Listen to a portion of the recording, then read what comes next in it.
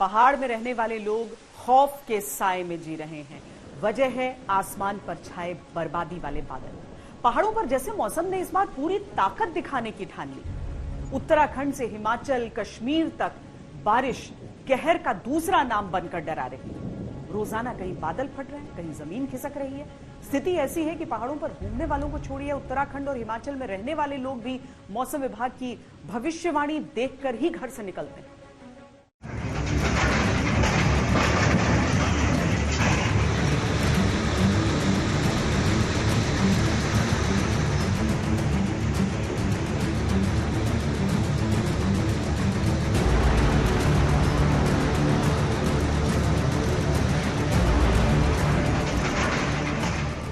अंग्रेजों के जमाने का पुल सिर्फ 10 सेकंड में बहता चला गया, टूटकर बिखर गया।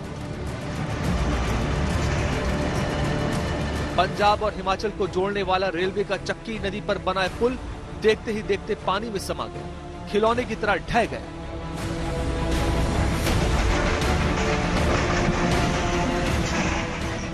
अब पुल का एक बड़ा हिस्सा गायब है और बाकी पटरियां हवा में झूलने लग गई। वैसे तो पुल को पहले ही रेलवे ने खतरनाक घोषित कर दिया था, लेकिन इसके बावजूद इस इलाके के लोगों के लिए यही एक सहारा था। दो तस्वीरें आपके सामने हैं, जब पुल सही सलामत था तब, और कुछ घंटे बाद जब पुल बाढ़ के आगे पस्त हो गया। दोनों छोर पर पुल टिका रहा, लेकिन अब बीच का हिस्सा ही गायब है। पहले पुल के 3 पिलर खिसक गए और उसके बाद शनिवार को खंबे भर-भरा कर गिर पड़े।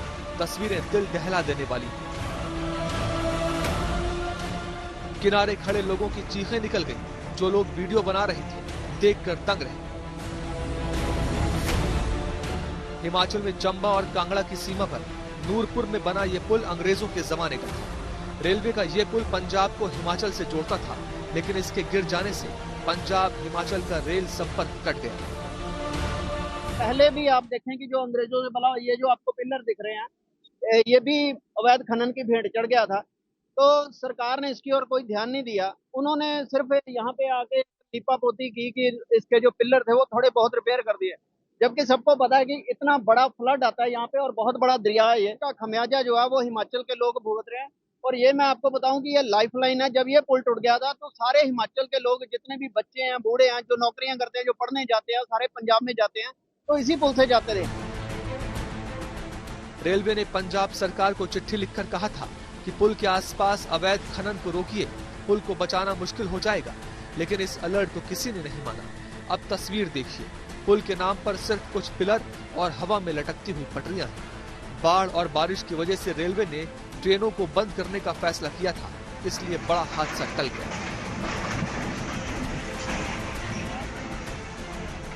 देहरादून में लगातार बारिश से हालात खराब है। हाल ये है कि जॉली ग्रांट हवाई अड्डे तक बाढ़ का पानी पहुंच गया है। एयरपोर्ट की सड़क पर नदी जैसा नजारा है।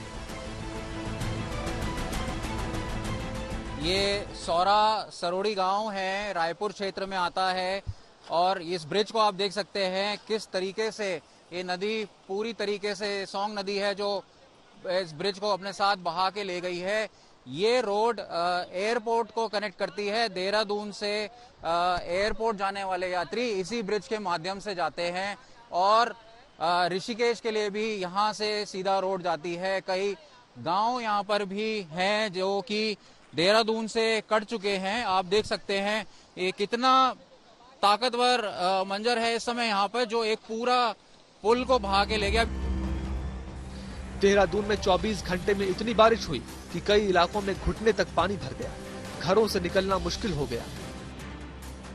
टोन्स नदी की तस्वीर देखिए, तापकेश्वर मंदिर के बगल में सैलाब गरज रहा है। नदी का पानी मंदिर परिसर के अंदर तक पहुंच गया है। मंदिर के पास बना एक छोटा पुल भी टूटकर बह गया। इस समय हम मौजूद हैं देहरादून के मशहूर टपकेश्वर मंदिर में। आप देख सकते हैं टपकेश्वर मंदिर में जो तमसा नदी बह रही है, जो कि टोन्स नदी की एक ट्रिब्यूटरी है, और ये लगातार उफान पर है इस समय। आप देख सकते हैं इस समय मैं अपने कैमरामैन से बोलूंगा कि दृश्य दिखाएं कि किस तरीके से तमसा नदी पूरे उफान पर बह रही है, और यहाँ पे भक्तों का आना भी कम हो गया है। भक्तों को अभी यहाँ पर रोका गया है क्योंकि नदी जो है खतरे के निशान पर है। मंदिर की स्थिति को देखने मुख्यमंत्री भी पहुंचे। उन्होंने भी बाढ़ और बारिश की वजह से हुई बर्बादी की जानकारी दी। देहरादून के तारकेश्वर मंदिर से नदी रौद्र रूप में बह रही है। पानी का वेग इतना ज्यादा है कि इसके देखने भर से कपकपी छूट जाए। भारी बारिश की वजह से ऋषिकेश गंगोत्री हाईवे पर अचानक ऐसी स्थिति हो गई कि लोगों का गुजरना मुश्किल हो गया। जो लोग इस रास्ते से गुजर रहे थे, फंस रहे थे। नरेंद्र नगर रानी पोखरी मार्ग 3 स्थलों पर अवरुद्ध है, जिसके सुचारूकरण की कार्रवाई चल रही है। इसके अलावा NH 94 चंबा ऋषिकेश के बीच में हमारा 2 जगह पर नरेंद्र नगर के पास चाचा भतीजा होटल के समीप और ताछला के पास अवरुद्ध चल रहा है, जिसको खोलने की लगातार कार्रवाई चल रही है। एक दुखद घटना जो हुई थी कि क्लाउड बर्स्ट रिपोर्ट हुआ था रात को 12-1 बजे के आसपास हमारे पराशर सेगली एरिया में, पुराना कटौला एरिया में। तो अनफॉर्चुनेटली प्रॉपर्टी का भी लॉस हुआ है, व्हीकलर लॉस है और एक बच्चे की जो है वो डेड बॉडी जो है वो रिकवर हुई थी। तो मेरी सभी से यही गुजारिश है कि ट्राई टू स्टे इंडोर्स, जितना आप इंडोर्स रहें। चंबा के गोहर में एक ही परिवार के 7 लोग अपने ही घर में दब गए हैं। ये हादसा तब हुआ जब वो परिवार अपने पक्के मकान में नींद की आगोश में था, किसी हादसे और अनहोनी से बेखबर। रात में बादल फटा, पूरा पहाड़ ही उस पक्के मकान पर आ गिरा। हिमाचल में 1-2 जगह नहीं, दर्जनों जगहों पर भूस्खलन हुआ है। लोग बेचैन हैं और हर तरफ अफरा तफरी है। होश उड़ा देने वाली ये तस्वीरें उत्तराखंड के बागेश्वर की हैं। यहाँ के कपकोट स्टेट हाईवे पर पहाड़ ऐसे टूटकर गिरा मानो कोई ज्वालामुखी लावा उगल रहा हो।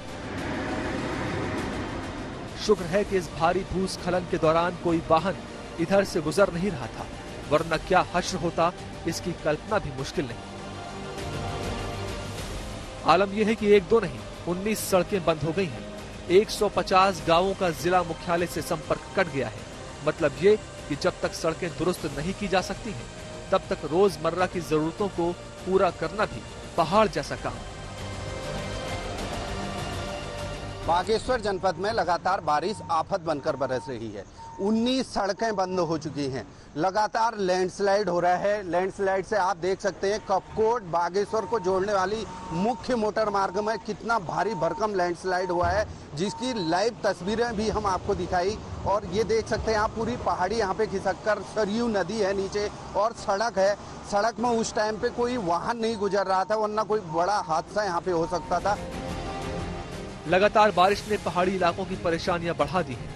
दूध दही को बाजार से लेकर सुरक्षित घर लौटना लोगों के लिए बड़ा इम्तिहान बन गया है। कुदरत जब कहर बरपाती है तो पहाड़ों में और ताकतवर हो जाती है। मॉनसून जान लेने पर आमादा हो जाता है।